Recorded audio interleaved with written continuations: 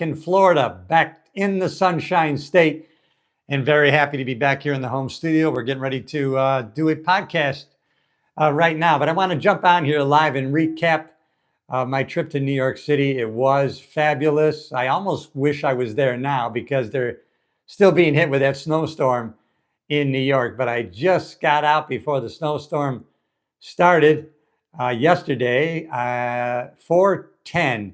I was on the plane, JetBlue out of JFK, and I noticed on the big board at JFK that all the flights after 4:30 p.m. were canceled, and they were hustling us on the plane saying, if you don't hurry up, we might have this flight canceled too. So believe me, everybody got moving, and we got that plane loaded, and I made it back here to Florida last night around 7:30 p.m. And my stepson picked me up and we went out to dinner. So it's great to be back here because today, yesterday when I left New York City, it was 25 degrees and the snow hadn't started yet, but it was frigid. And then I got back here to Florida last night, but today I hit the tennis courts. Beautiful sunny day here on the Space Coast in Florida, 73 degrees, not a cloud in the sky. And it was just great to get back on the tennis court, moving. But I did enjoy my time in New York City. Fabulous time. And it's winter time. It's winter time for all of us. And sometimes it's a winter time for us in the seasons of our life. And that's the secret really to success and having a fulfilling life, is to recognize patterns and then to implement a plan around those patterns.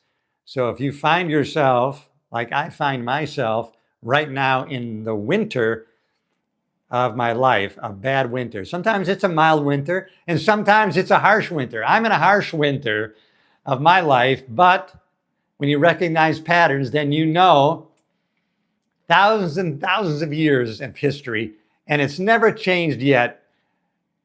After every winter, it is spring. So if you can look at it that way, being in the winter season of your life isn't so bad because you know without fail that spring is coming.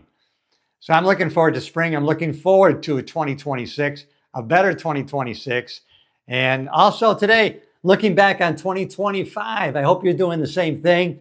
I'm looking back, and here's how I'm doing it. I'm looking at my calendar, and then I'm going through my camera roll, and I'm looking at different pictures of moments, and I'm saying, okay, that's something I don't want to experience again. That's something I don't want to do again. That's something I don't want to feel again. And then there are other moments, pictures and things on my calendar that sparks a memory where I say, hey, that's something that went really great. That's something I want to repeat again. That's something I want to take with me into 2026. I want to take that wisdom from 2025 and bring it in to 2026. So back from New York City. Thanks for checking in. Hi, how are you? Good to see you. James, how are you, my brother? I'm back in Florida happily, but I did enjoy my time in New York City. I've been going to New York City with my wife for 27 years in a row. 27 years in a row. We go during Christmas time, during the season, either a couple of weeks before Christmas, or sometimes we don't get a reservation and then we go a week or two after. But we go during the Christmas season, or we have for 27 years. Now, this is the first year that I went to New York City by myself, solo, and I had a little trepidation, right? I was a little concerned that all those memories, the locations where, I have a shared memory and I see the identity of me as a couple here, that I thought that might be really sad to experience that. But you know what? I focused on creating some new memories this year with myself. And I was loving New York City long before I met my wife.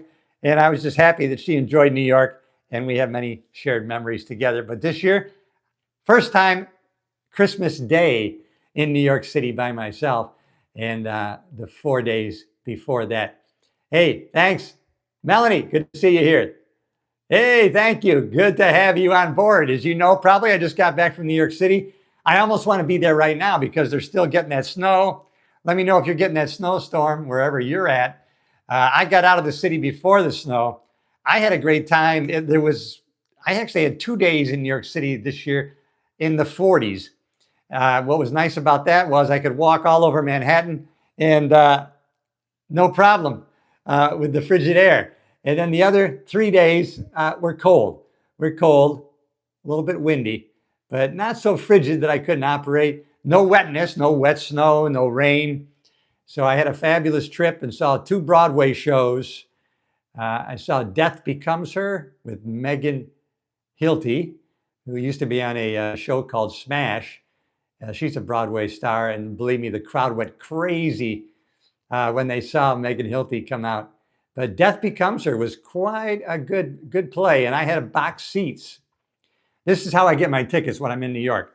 I go to the TKS booth in Times Square. There's one at Times Square, and there's one at the Lincoln Center. And every day at 3 p.m., they release the tickets for that night's show.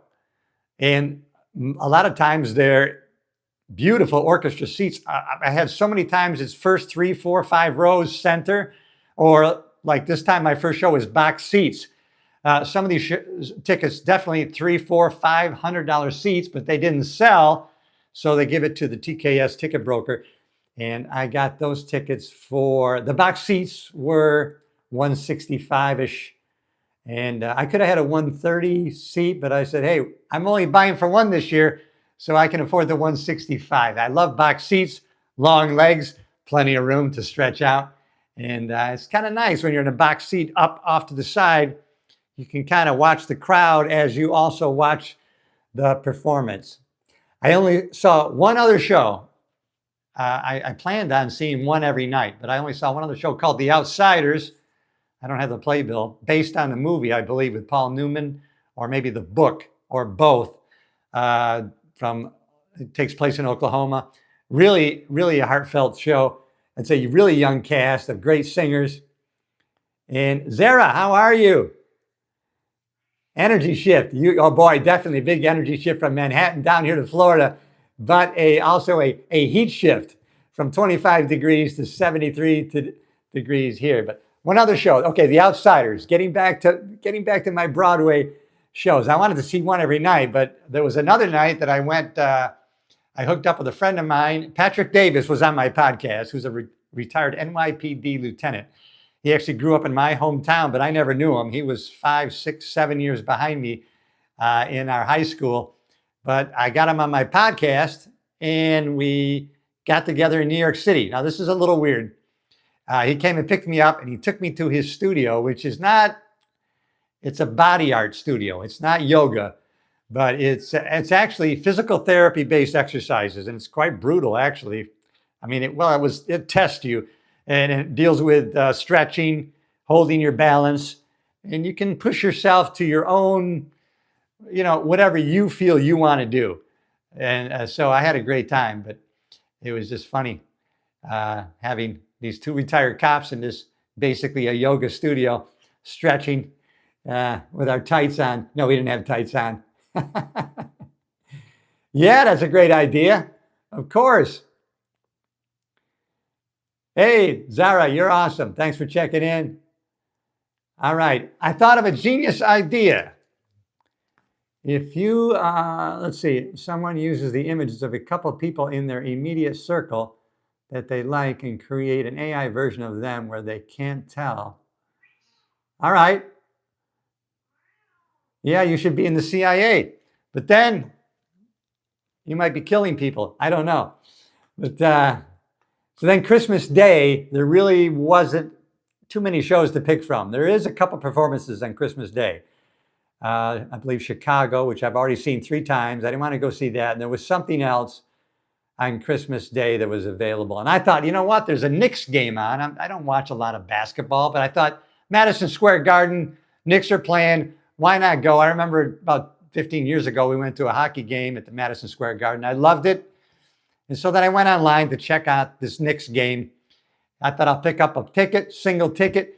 The cheapest I saw in the nosebleed section was $489.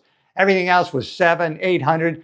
And as you get lower towards the court, of course, $5,000, $6,000, $7,000 tickets. Are you crazy? No wonder these guys get paid. They have to charge that much to pay these guys $25, $30 million a piece. So no Knicks game for me. So 2 Broadway shows, hooked up with my buddy. And then I went out to a nice Italian restaurant one night, and I stayed in because I walked that day about 8 miles all over Manhattan. I actually walked from 53rd and 6th Avenue, where our timeshare is at the Hilton, Midtown. And I walked all the way down to 23rd Street, all the way over from 6th Avenue, all the way over to 10th Avenue, down to 18th Street, and then I got on what they call the High Line. Anybody know about the High Line? The High Line is an abandoned, it's a railway. It was an elevated railway, and they've converted it into a walking path. And I'm not sure the total length, but I walked from 18th Street all the way up to 31st Street, or yeah, 30, I think it was 35th. And it's kind of cool. I thought it would be really, not too many people around, but there was a lot of people walking on the High Line. And so if you're ever in New York City and you want to go on a hike, check out the High Line, and you can just look up online or put it in your maps. It'll tell you the different locations you can get on. You can't get on there at every street. There's only certain locations that you can take the stairway up, and it's about 20 or 30 feet off the street below. And thanks everybody for checking in. I'm in the live right here in the vertical mode. That means people are jumping in and out. And so we got some new people jumping in. Subscribe to the channel. Listen, it's all motivation, inspiration, personal growth, self-improvement, high energy stuff. You'll like the content. Subscribe to the channel. Get notified when the next video comes out. Got a lot of great guests in 2026 going to be on the podcast. You're going to love it. All great great content. That's the great thing about people going live. It's authentic. You see the screw ups. It's not overly edited. Things aren't perfect.